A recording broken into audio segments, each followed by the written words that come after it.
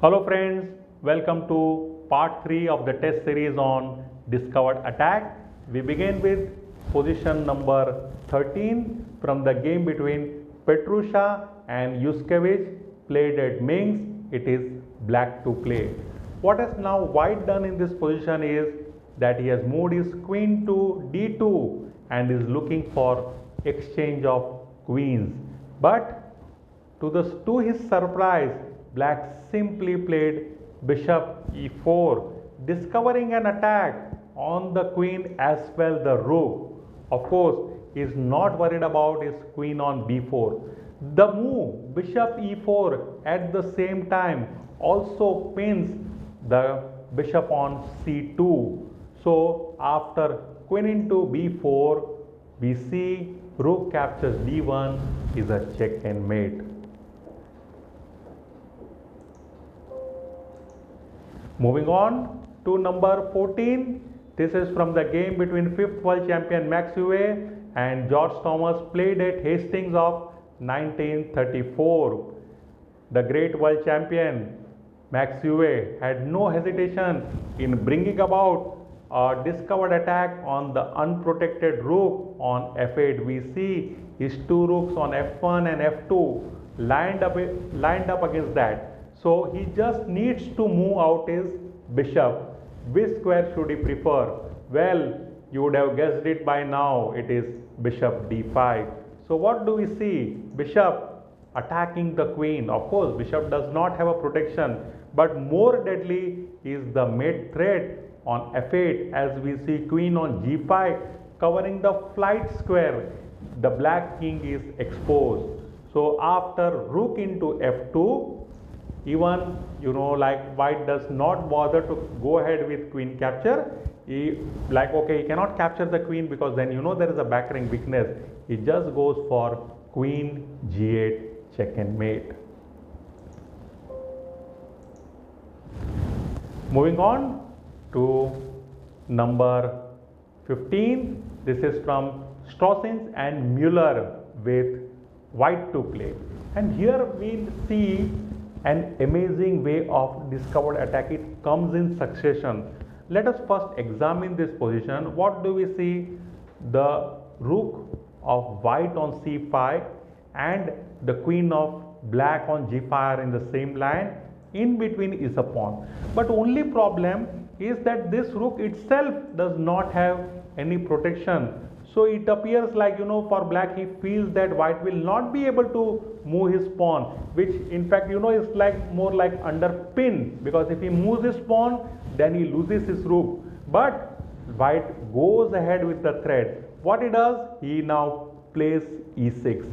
Now we see in fact simultaneous attack. The pawn attacks on d7 as well. We see queen getting support to capture the pawn on f7 with his pawn on e6. The rook on c5 discovers an attack on the queen.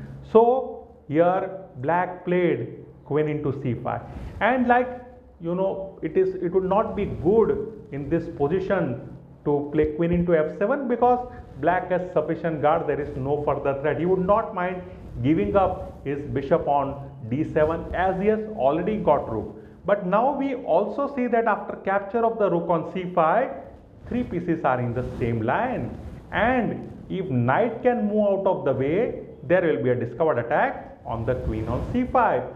So the winning move came in form of knight f5 check. So here if at all black goes ahead with capturing the knight with his pawn, then he loses his queen. So the response for black is queen captures f5, and now here white decides to simplify thing. He exchange queen, queen captures e5, after g captures e5, we see e captures d7, and black will not be able to prevent from new queen appearing on the board, and he resigned. The next in the series is from the game between Geller and Judovich. Here it is black to play, and what do we see? Let us first see where the discovered attack can come. So basically we find target is rook on c1. So how does black move his bishop on c4 out of the way? It should be a tempo gaining move. So the idea is easy to judge. Here first, black started with an exchange sacrifice. Rook captures g2. After king into g2, there comes one more move of simplification. Knight captures f4 check.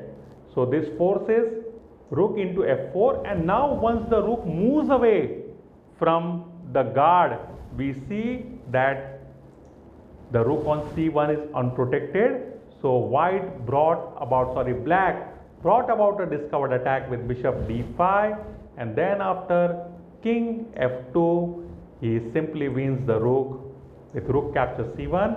And after this, what do we see? Both sides have got rook each and a minor piece each, knight for white and bishop for black. But here we see an extra bishop for black on f8 and one more extra pawn. White resigned in this position.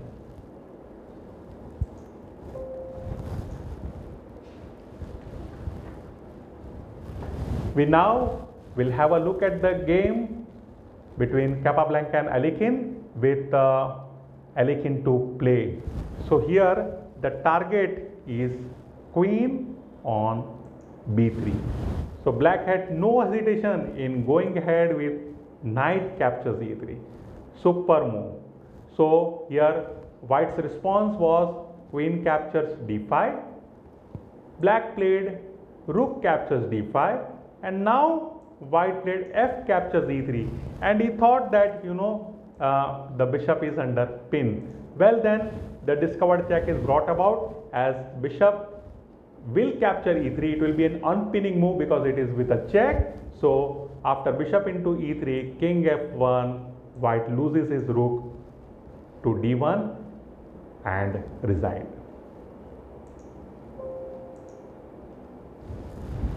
This position is from the game between Johansson and Messing with black to play. Here, like white has just moved his rook to b1 in support of his knight on a3 and is now threatening queen. We also see bishop aiming at the rook on b8, but black ignored all this threat with a stunning bishop a6. This not only attacks the queen, but also now we find that black is in a position to capture on b1 with his queen and rook, and thereby taking advantage of the back rank weaknesses. So here in this position,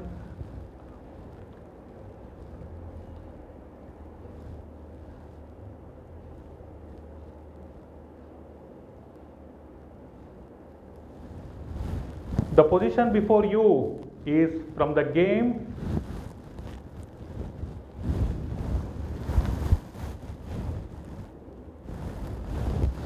the last position in the test series is from the game between Johansson and Messing with black to play.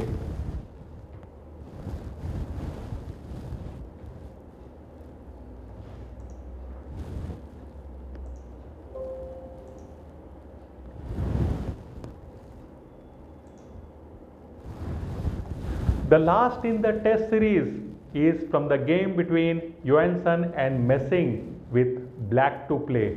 Here white had just played his rook to b1 and is attacking the queen on b2. We also see bishop attacking the rook on b8, but to the horror of white, black just went ahead with queen captures b1, and after the force knight captures b1, we see black playing bishop a6. What does this move do? Bishop attacks the queen. At the same time, we see a back rank checkmate threat from rook captures b1.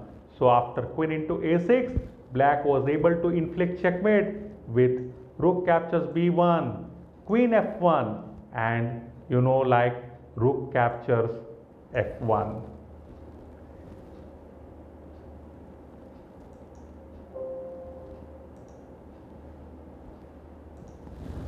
we conclude the series of part 3.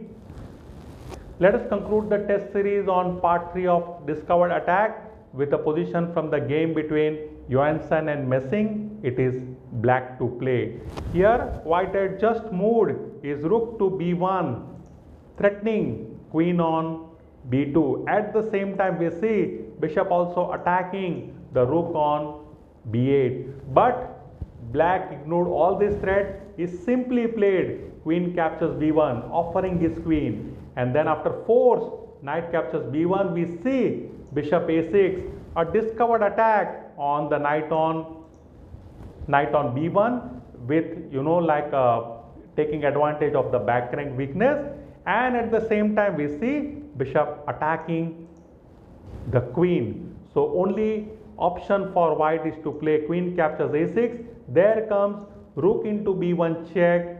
White needs to give back his queen by playing queen f1, and then after rook into f1, king into f1, we see that black is ahead on material count. He has rook versus bishop of white, exchange up, and then we also see that black is one pawn ahead and therefore white resigned.